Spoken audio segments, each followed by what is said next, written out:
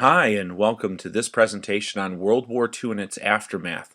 This three-part series deals with the aggression, appeasement, and the advance of the Axis. This is the first of these three parts, and these are notes 13.3a. And hi, I'm Mr. Marks.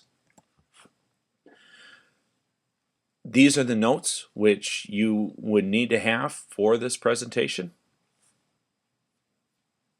Make sure that you write them down.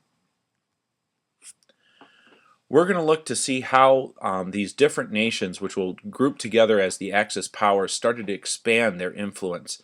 And this starts first with Japanese aggression, which we mentioned in the notes for 13.2. Japan seeking the rich resources that were found in Manchuria in order to expand their empire, directly to fight off against the European influences that were in China and other regions in Asia. Japan will end up attacking Manchuria and forming the puppet state of Manchukuo. They do this in 1931. In response to this, the League of Nations, which if you remember was set up in order to stop this kind of aggression, but also had not been given the teeth that they really needed. The League of Nations will condemn this aggression. Japan will be directly warned against doing this, and then will be sanctioned for doing the things that it was doing. Sanctions are any kinds of measures which are taken to stop somebody from doing the wrong thing. In response, Japan simply quits the League of Nations. They can't do anything to them if they're not a part of the League, and so they just step out of it. And the League has no jurisdiction to go after people who aren't a part of the League. This is a major setback and shows one of the real flaws of the League of Nations itself. By 1937, Japanese armies have overrun most of China itself in the east. So whatever the League of Nations had tried to do obviously did not work. Meanwhile, Italy decides to start expanding its empire. Benito Mussolini was looking in particular to stop or to reverse any military problems that they had had in the past. And if you recall, Ethiopia had been Italy had tried to colonize Ethiopia back in the 1800s, and Ethiopia had successfully managed to fend off the Italians. Benito Mussolini saw this as a real stain on the Italian military record, and he wanted it to be wiped out. So, in the first steps of trying to take over his empire, he went after a place that he considered to already be rightfully in Italy's, that Ethiopia had just not followed the laws correctly, even though they were defending their own country. So he'll end up attacking Ethiopia in 1935. The invasion will come from the northern territory of Eritrea and from the southern area of Italian Somaliland. The Ethiopians are going to resist bravely, but their outdated weapons are no match for Italy's tanks, machine guns, poison gas, and airplanes, all of which were used in this invasion. Sanctions are then set from the League of Nations against Italy. Again, sanctions are legal measures taken to restrict a country. They can be anything from trade embargoes, which stop the trade or stop the country from being able to trade with other places, to something more severe, like even a blockade. In this case, very little is done.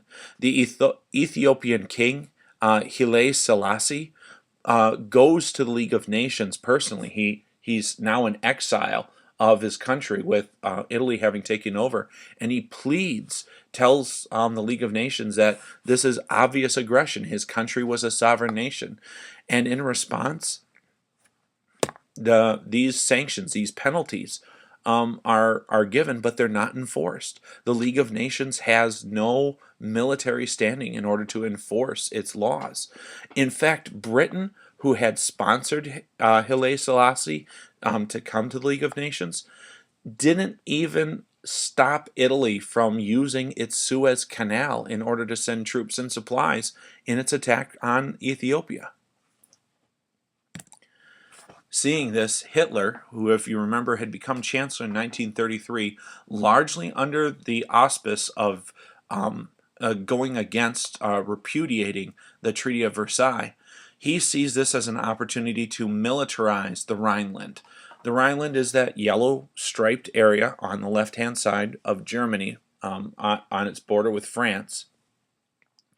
And Hitler had already militarized Germany, which was against the Treaty of Versailles, and now he's putting his troops right into the Rhineland. Now, he claims on the international stage that it is Germany's right to be able to defend itself from obvious enemies.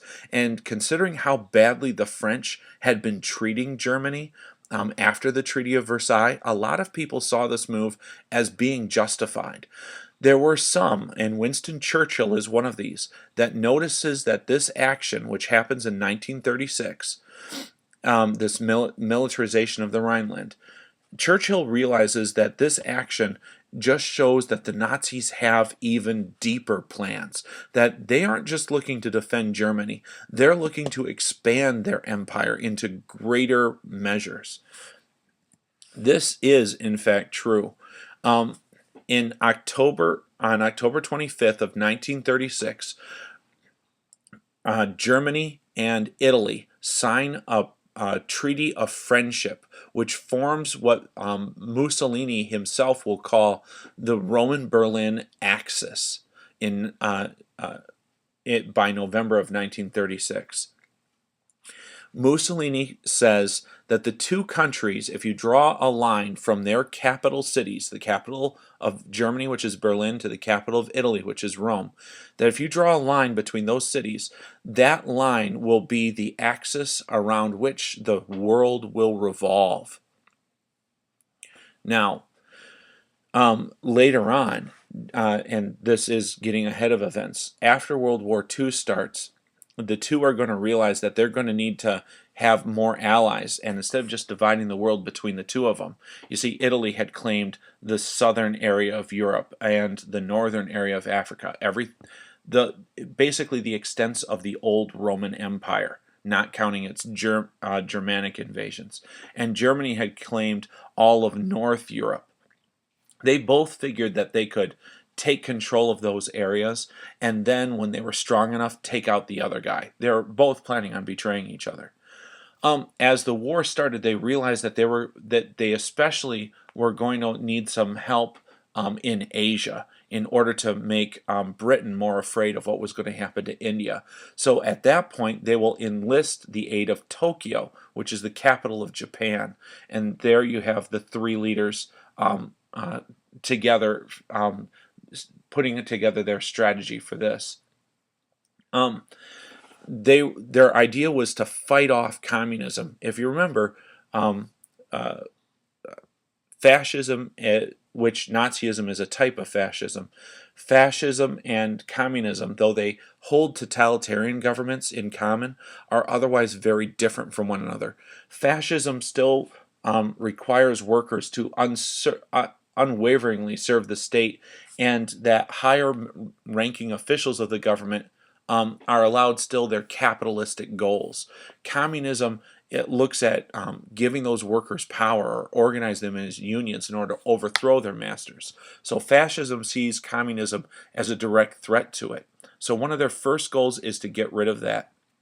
Their second goal is not to interfere with any of their plans. Hitler will be able to create his great Nazi nation in the areas that had been controlled by the Vikings. Hitler will often compare the Germans to different Norse traditions and Nordic people.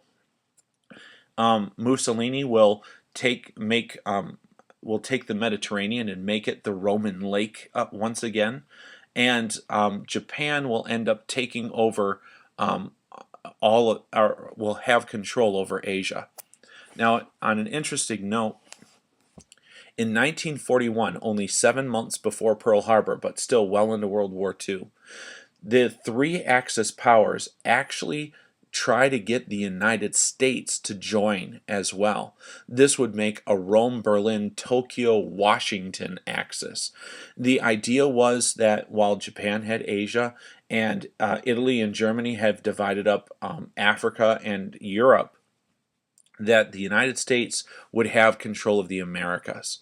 Thankfully, the United States declines this, and this cartoon actually refers to this peace offering which the Axis had sent. But as you can see, the dove, which is a symbol of peace, is not only dead, it's about to be shot out at a cannon at the United States. The Axis powers will get the perfect opportunity to test out their strategy. And now this is before Japan's been involved, so this is just Italy and Germany. They'll test out their means to be able to take over the world during the Spanish Civil War, which starts in 1936. In 1936, communists will make an attempt to overthrow the government. A nationalist movement and a nationalist army will try to pool its forces together in order to fight off this communist movement. These nationalist forces were led by Francisco Franco, who he will also be a totalitarian dictator, but at the end of his civil war, he will not be willing to join with the Axis powers. The fascists, if you remember, were completely against communism, and so they quite quickly joined into this fight in order to support Franco's nationalist army. Now, here's where the United States, Great Britain, and France are kind of in a bind. You see, all three of them also want to stop communism pretty much wherever it's spreading. They've been doing measures to stop it in their own countries. But they don't want to support the fascists or the Nazis either. So they can't really side with either side of these two. There will be Americans who will join both sides of this fight, actually, while it's going on, the Spanish Civil War. Now, this bloody civil war ends up claiming over 1 million people by the time it's done. Both sides are going to commit horrible atrocities. One of probably the worst horrors of this war was actually a German air raid on the city of Guernica. It's a small Spanish market town that didn't have any military value at all.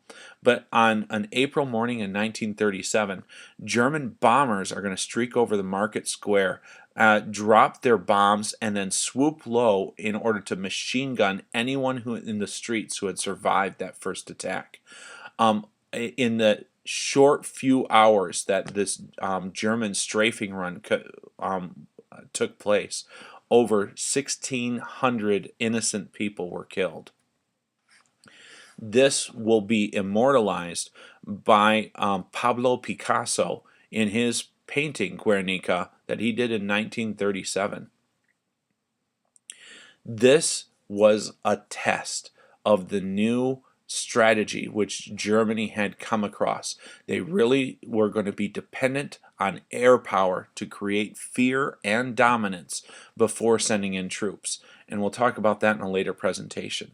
As for the Civil War, with the help of the Nazi and fascist powers, Francisco Franco will eventually triumph in 1939. But as noted earlier, even though that's the same year that World War II starts, Francisco Franco will beg neutrality, saying that he needs to keep his nation in order rather than join either the Axis or eventually the Allies.